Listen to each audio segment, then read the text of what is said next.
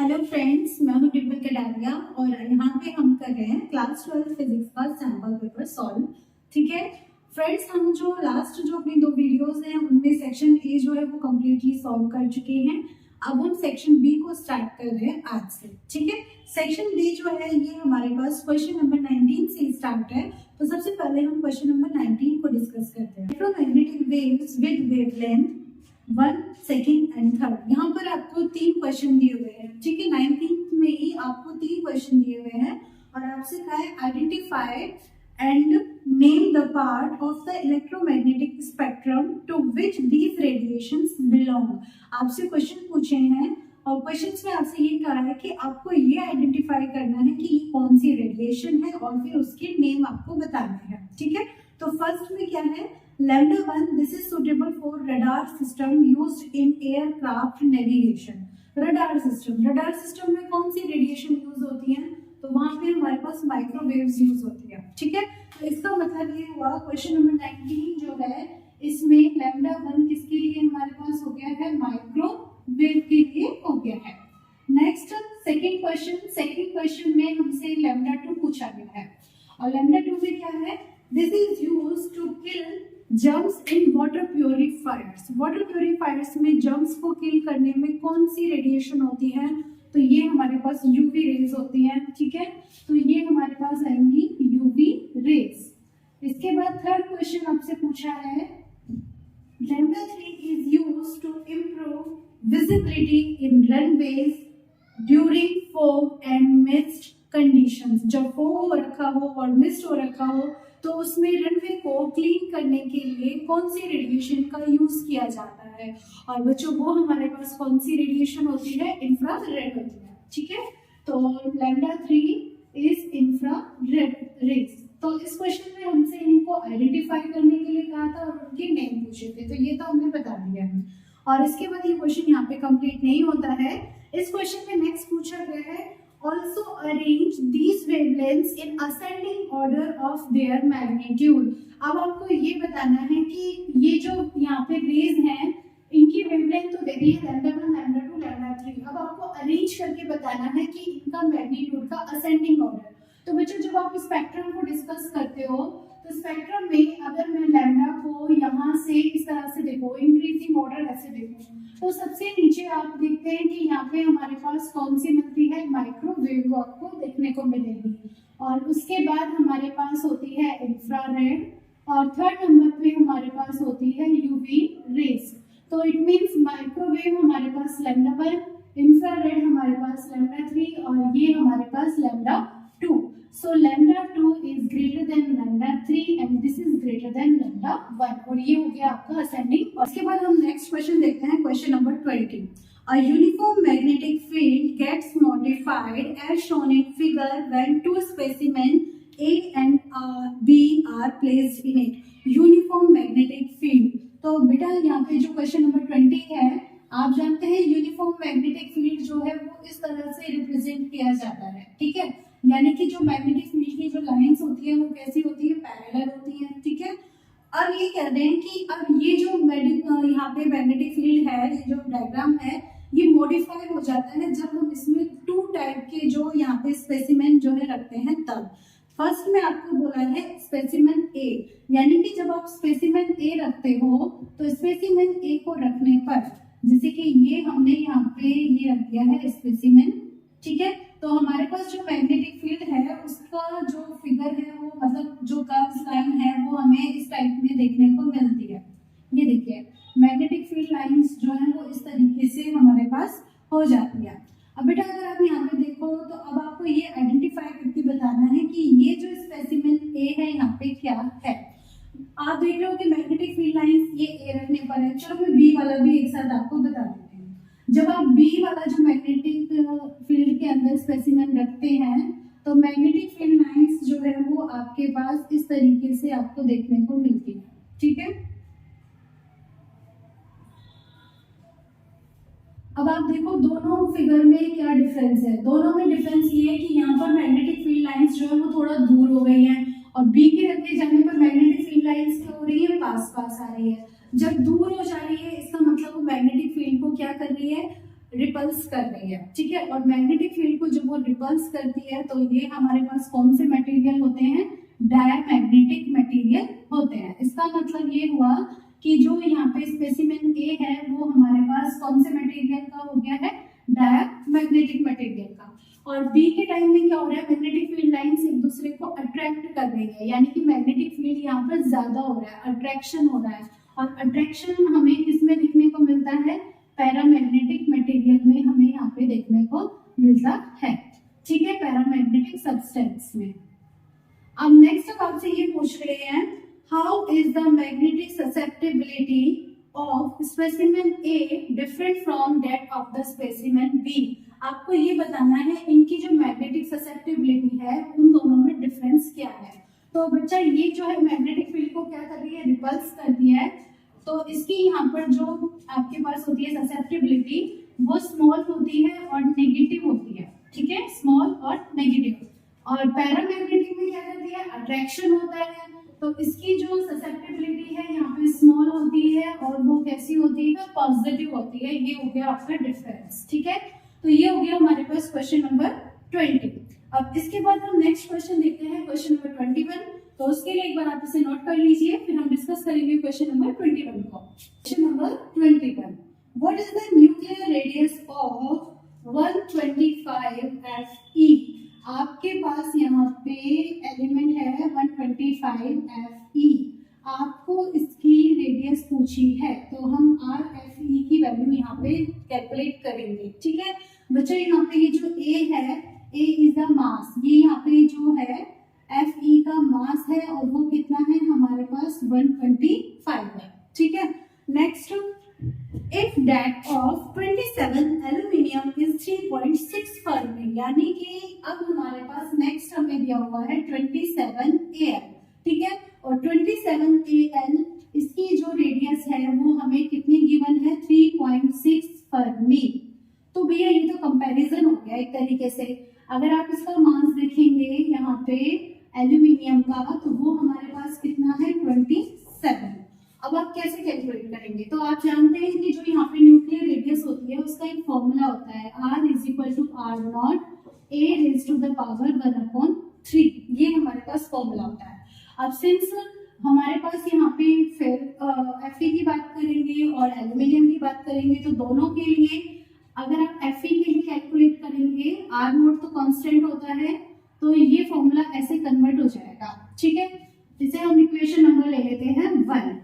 और अगर आप एल्यूमिनियम की बात करते हैं तो ये फॉर्मूला इस तरीके से कन्वर्ट हो जाएगा और इसे हम ले लेते हैं इक्वेशन नंबर 2। अब आप कंपैरिजन करना है तो इक्वेशन 1 में इक्वेशन 2 से डिवाइड कर दीजिए। RFE/RAl is equal to R0 A Fe का 1/3 और ये R0 A एल्यूमिनियम का, और इसका भी यहाँ पे 1/3 1/3, ठीक है, 1/3। अब आप जब देखेंगे R0 से R0 कैंसिल, जो वैल्यूज आपके पास है वो अप्लाई कर दीजिए। RFE ये हमें कैलकुलेट करना है, तो हम इसको एज इट इज लिखेंगे R aluminium, that means aluminium का रेडियस, और ये हमें 3.6 गिवन है।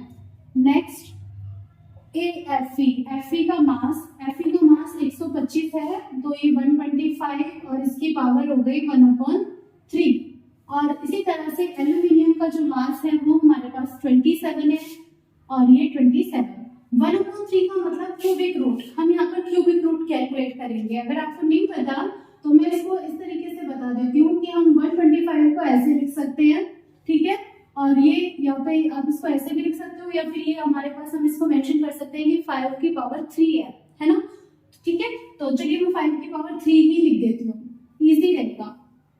5⁻³ और ये 1/3, ऐसे ही 27 किसकी पावर 3 में आता है, 3, और ये 1/3, तो पावर ये कैंसिल हो जाएंगी, तो हमारे पास आएगा 5/3। इसका मीनिंग ये हुआ कि RFE/3.6 इज इक्वल टू 5/3, और RFE की वैल्यू कैलकुलेट करेंगे 3.6 वहां पे आ जाएगा, तो 5/3 × 3.6, 3 से ये 1.2 टाइम कैंसिल, क्योंकि 12 3 से 36 होता है। 1.2 को 5 से मल्टीप्लाई किया 6.0, दैट मीन्स RFE हमारे पास आया 6 फर्मी। तो यहाँ पे FE है, इसकी रेडियस कितनी आई 6 फर्मी। तो ये हो गया हमारे पास question number 21। Since it is a choice based question, तो ये चॉइस बेस्ड क्वेश्चन है, इसका हम सेकंड पार्ट डिस्कस करेंगे। इसके लिए आप एक बार इसको नोट कर लीजिए।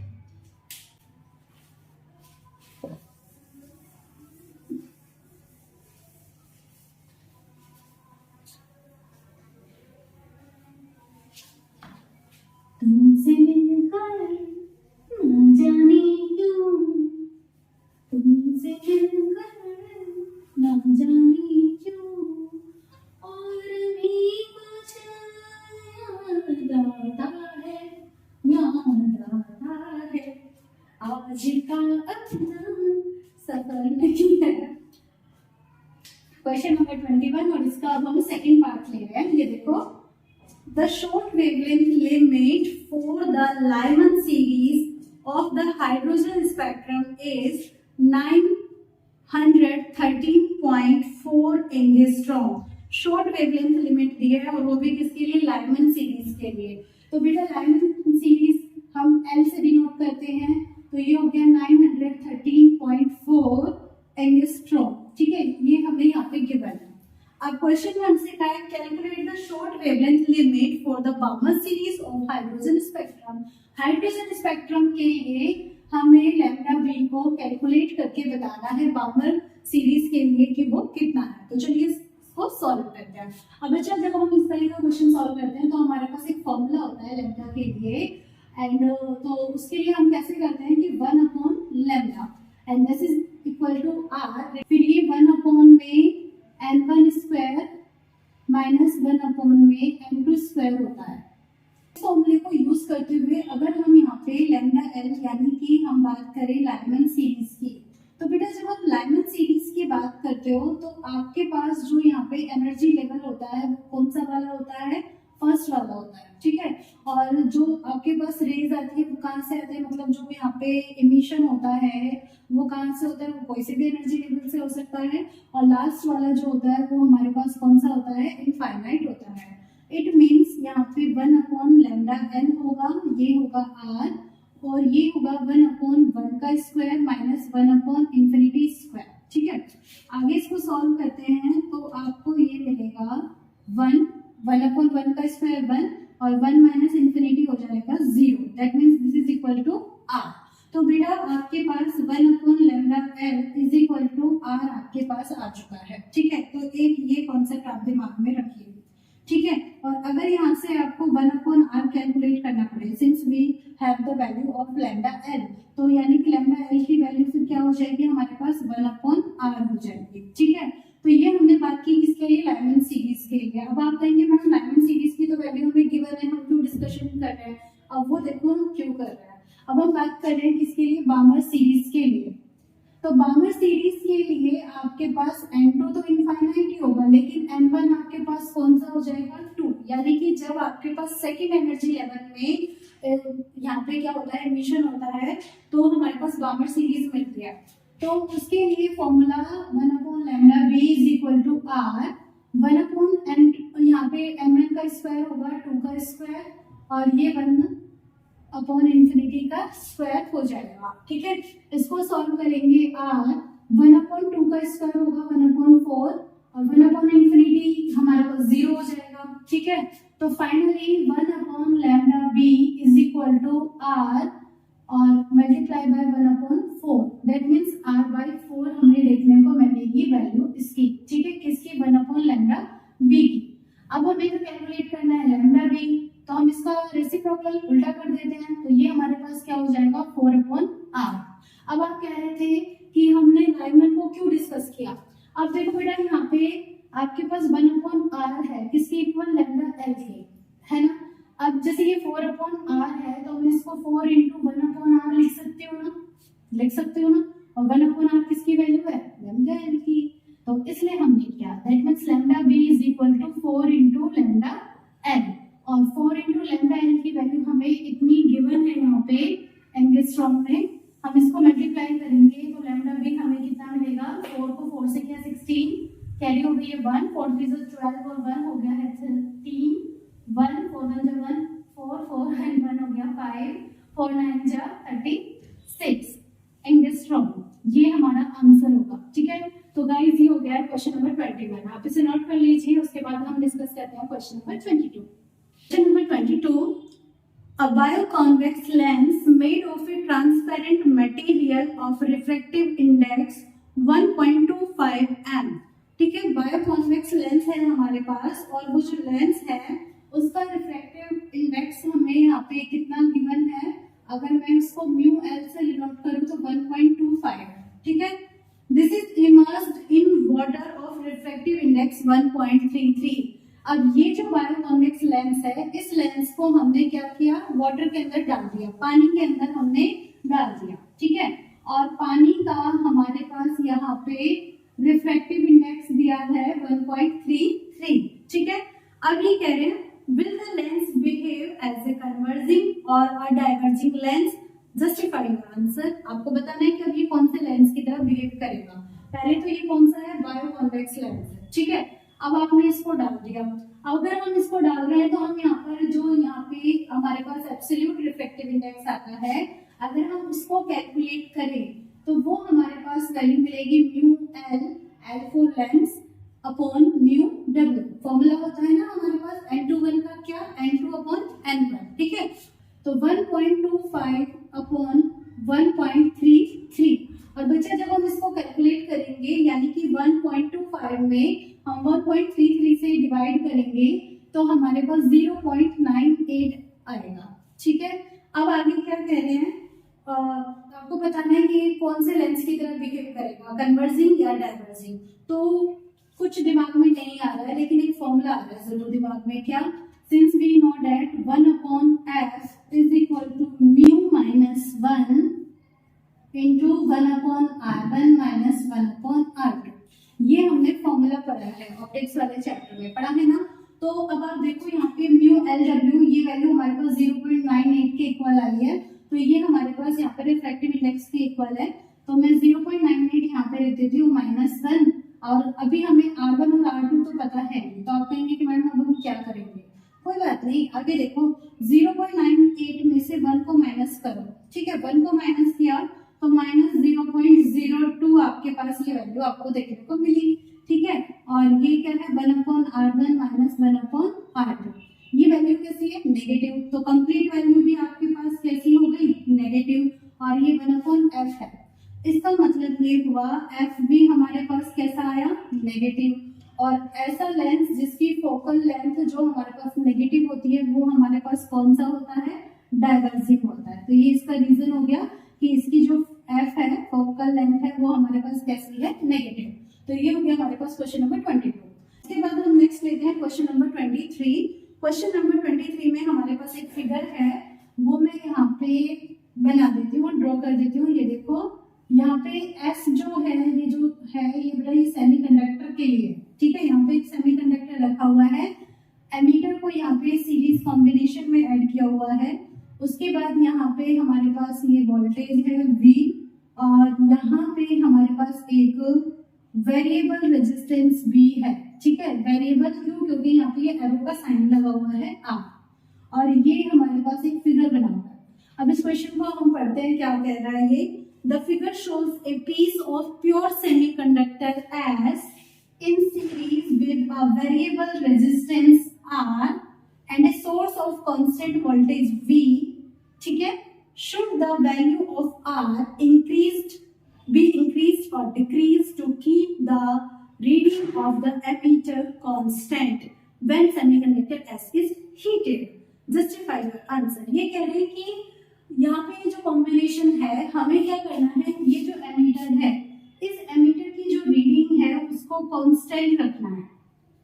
ठीक है, एमीटर की रीडिंग को कांस्टेंट रखना है। इसका मतलब ये हुआ कि करंट भी हमारे पास कैसे हो जाएगी, कांस्टेंट। हमें आई को कांस्टेंट करना है।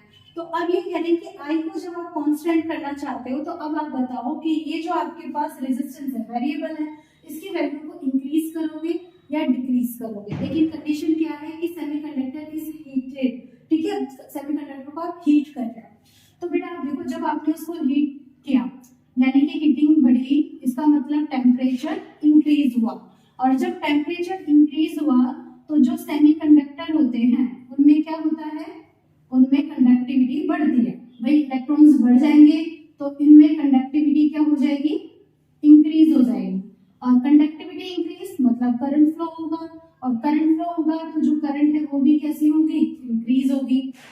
इसका मतलब कि जब हम उसको हीटिंग दे रहे हैं, मतलब हम सेमीकंडक्टर को हीट कर रहे हैं, तो हमारी करंट क्या हो रही है, इंक्रीज हो रही है, लेकिन हमें करंट को कांस्टेंट करना है और उसके लिए हमें रेजिस्टेंस यहाँ पे वेरिएबल करना है। तो अब देखो आई क्या होता है, E अपॉन आर। अगर हमारे पास यहाँ वोल्टेज कांस्टेंट है तो ये V अपॉन आर। इसका मतलब हमारी जो करंट है वो किस पे डिपेंड कर रही है, रेजिस्टेंस पे। करंट बढ़ रही है, करंट बढ़ रही है तो रेजिस्टेंस क्या होना चाहिए, डिक्रीज होना चाहिए, ठीक है ना।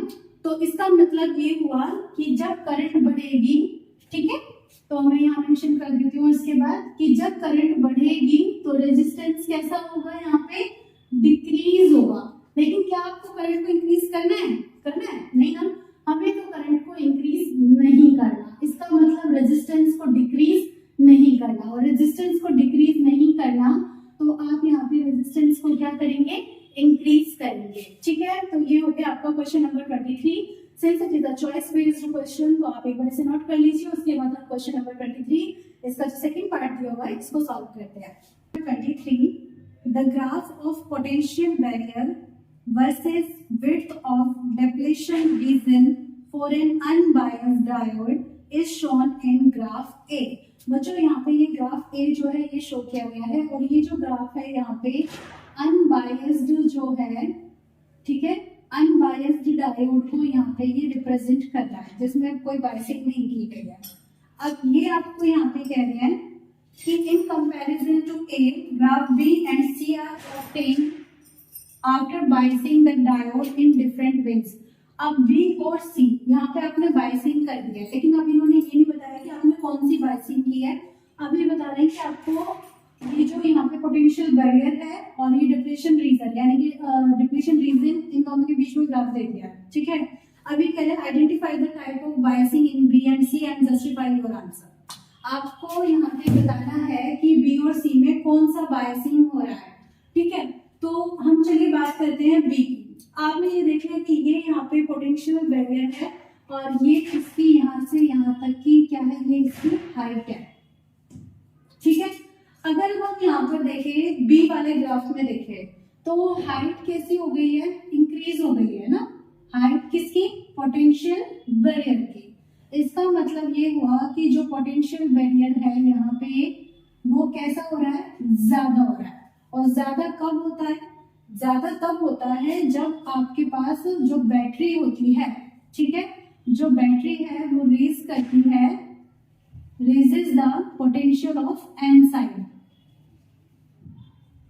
पोटेंशियल ऑफ एन साइड, यानी कि एन साइड का जो पोटेंशियल है वो ज्यादा कर देती है। एन साइड का पोटेंशियल ज्यादा कर देती है, इसका मतलब ये हुआ कि P तो हो गया नेगेटिव से और N हो गया आपके पास किससे, पॉजिटिव से। और जब P N से कनेक्ट होता है और N पॉजिटिव से, क्योंकि पोटेंशियल ऑफ N साइड का पोटेंशियल ज्यादा हो रहा है ना, तो N कनेक्ट हो गया किससे, पॉजिटिव से। तो उस कंडीशन में ये हमारे पास कौन सा बायस हो जाता है, रिवर्स बायस हो जाता है, ठीक है। और नेक्स्ट टाइम में अब हम देख रहे हैं कि यहाँ पे जो पोटेंशियल बैरियर है इसकी हाइट यहाँ पे क्या हो रही है, डिक्रीज हो रही है। Height of potential barrier is decreasing. इसका मतलब ये हुआ कि यहाँ पे जो बैटरी है उसमें अगर यहाँ पे पोटेंशियल रेज किया है, रेज द पोटेंशियल, वो किसका किया है, पी साइड का या एन साइड का, वो उसने रेज किया है पी साइड का, ठीक है, पोटेंशियल ऑफ पी साइड। इसका मीनिंग ये हुआ कि आपके पास जो ये जैसे एन और पी साइड होता है ना, तो P साइड को तो आपने कनेक्ट कर दिया पॉजिटिव से, N साइड को आपने कनेक्ट कर दिया नेगेटिव से। जब ऐसा करोगे तभी तो P साइड का पोटेंशियल बढ़ेगा, और ये आपके पास कौन सी बायसिंग हो जाती है, फॉरवर्ड बायसिंग हो जाती है, ठीक है। तो ये आपका हो गया है question number 23। Number 24, a narrow slit is illuminated by a parallel beam of monochromatic light of wavelength lambda equal to 6000 angstrom। यानी कि एक नैरो स्लिट है और उस नैरो स्लिट को आपने इल्यूमिनेट किया है, ठीक है, किससे किया है, parallel beam beam of monochromatic light से। अब लाइट से इल्यूमिनेट करोगे तो लाइट की कोई ना कोई वेवलेंथ भी होगी, वो वेवलेंथ हमें यहाँ पर गिवन है 6000 एंगस्ट्रॉम। ठीक है, आगे क्या कहते हैं, at the angular width of the central maximum in the resulting diffraction pattern is measured. आपने यहाँ पे कोई ना कोई जो एंगुलर विड्थ है वो भी मेजर की है। ठीक है, हमने उसको यहाँ पर थीटा नॉट 1 सपोज कर लिया है कि कोई ना कोई तो यहाँ पे है। अब ये क्या कह रहे हैं, when the slit is next illuminated by light of wavelength lambda। अब आपने जो यहाँ पे पहले जो लाइट थी अब वो चेंज कर दिया है। अगर चेंज कर दिया तो एक काम करते हैं, इसको फर्स्ट वाली लेते हैं और सेकंड वाली को ये कह रहे हैं लैम्डा यहाँ पे वेवलेंथ है, तो उस कंडीशन में ये कह रहे हैं एंगुलर विड्थ डिक्रीजेस बाय 30%। इसका मतलब ये हुआ कि यहाँ पे जो एंगुलर विड्थ है वो क्या हो गई है, 30% डिक्रीज हो गई है। 30% डिक्रीज इसका मतलब 70% रह गई भाई, वो तो किसकी, फर्स्ट वाले की, थीटा 1 नॉट की। ये हमने यहाँ पे एंगुलर विड्थ लिया है फर्स्ट वाले की। ठीक है, और इसकी ये क्या हो गई है, 70% यहाँ पे हो गई है, और 70% हो गई है इसका मतलब थीटा नॉट 1 इंटू 70/100। अब ये आपसे कह रहे हैं calculate the value of wavelength lambda, आपको लैम्डा कैलकुलेट करना है। तो बेटा यहाँ पे आप एंगुलर विड्थ वाला फॉर्मूला जो है वो यूज करेंगे। एंगुलर विड्थ इसका फॉर्मूला होता है 2 theta naught is equal to 2 lambda upon D. जब हम इसको रखेंगे तो हम फर्स्ट वाले के लिए ले रहे हैं तो 2 थीटा नॉट 1, सेकेंड वाले के लिए 2 theta naught 2 is equal to 2 lambda 1 upon D 1 into divide करेंगे 2 लैम्डा 2 अपॉन डी 2 से। ठीक है, अब यहाँ पे आपके पास जो D है उसके बारे में तो कुछ बताया हुआ नहीं है, लेकिन ये कहा है जब बताया नहीं है तो इसका मतलब D की वैल्यू को चेंज नहीं किया है, तो ये कॉमन है। तो ठीक है, तो आप यहाँ पर सपोज कर रहे हैं D1 is equal to D2, तो ये कैंसिल हो गया, 2 से ये 2 कैंसिल हो गया, इस 2 से ये 2 कैंसिल हो गया। आपके पास क्या बचा, theta naught 1 upon theta naught 2 is equal to lambda 1 upon lambda 2। आपके पास जो वैल्यू है अप्लाई कर दीजिए, थीटा नॉट 1 और थीटा नॉट 2 कितना है, थीटा नॉट 1 इंटू 70/100, 100 ऊपर चला गया इज इक्वल टू लैम्डा 1 वो हमारे पास 6000 है, लैम्डा 2 और इसको हमने क्या लिया है लैम्डा, ये हमें कैलकुलेट करना है। यहाँ पे देखो थीटा 1 से theta naught 1 cancel, single zero से सिंगल जीरो कैंसिल, इस सिंगल जीरो से इसकी single zero cancel, cross multiply कर दो, लैम्डा के पास यहाँ कोई नहीं है तो मतलब लैम्डा ही रहेगा। 7 मल्टीप्लाई होगा 600 से, इसका मतलब यहाँ पे 4200 एंगस्ट्रॉम हमारे पास इसका आंसर आ जाएगा। ठीक है, ये हो गया क्वेश्चन नंबर 24। नेक्स्ट क्वेश्चन लेते हैं क्वेश्चन नंबर 25।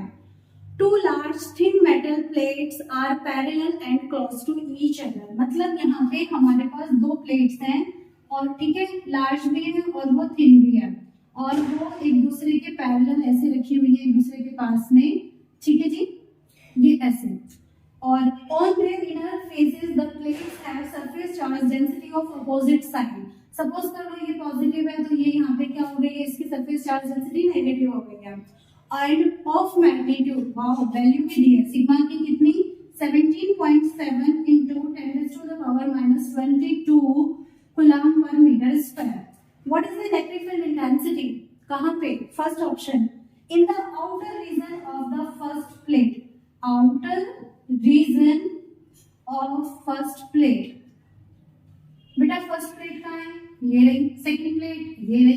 अब देखो ये पॉजिटिव है ये नेगेटिव है, इसका मतलब ये हुआ कि इसके आउटर साइड पर तो कोई चार्ज नहीं है और आउटर साइड पर कोई चार्ज नहीं है तो Q की वैल्यू क्या हो गई है, 0, और Q की वैल्यू 0 हो गई है तो इलेक्ट्रिक फील्ड इंटेंसिटी भी यहाँ पे क्या हो जाएगी बेटा, 0 हो जाएगी। ठीक है, तो फर्स्ट का आंसर हो गया 0। और सेकंड में पूछा है बी में बिटवीन द प्लेट्स, प्लेट्स के बीच में। अब बेटा यहाँ पर ये दोनों प्लेट्स जो है वो रखी हुई है, इस कंडीशन में आपके पास यहाँ पे सरफेस चार्ज डेंसिटी क्या है, दोनों के लिए अगर आप देखोगे तो सिग्मा है। ठीक है, तो E की वैल्यू फॉर्मूला क्या हो जाता है यहाँ पे, sigma upon epsilon not. Sigma की वैल्यू है 17.7 इंटू 10⁻⁻22 और एप्सिलॉन नॉट ये आपके पास कितना होता है 8.85 इंटू 10⁻⁻12। कैलकुलेट करेंगे 8.85, इससे 2 टाइम कैंसिल हो जाएगा। ठीक है, तो 2 इंटू 10 की पावर यहाँ पे -22, ये 12 ऊपर आएगा प्लस का हो जाएगा, इसका मतलब 2 × 10⁻⁻10, ठीक है। 2 × 10⁻⁻10 ये हमारे पास इलेक्ट्रिक फील्ड इंटेंसिटी आपको मिल जाएगी, और ये हो गया हमारा क्वेश्चन नंबर 25।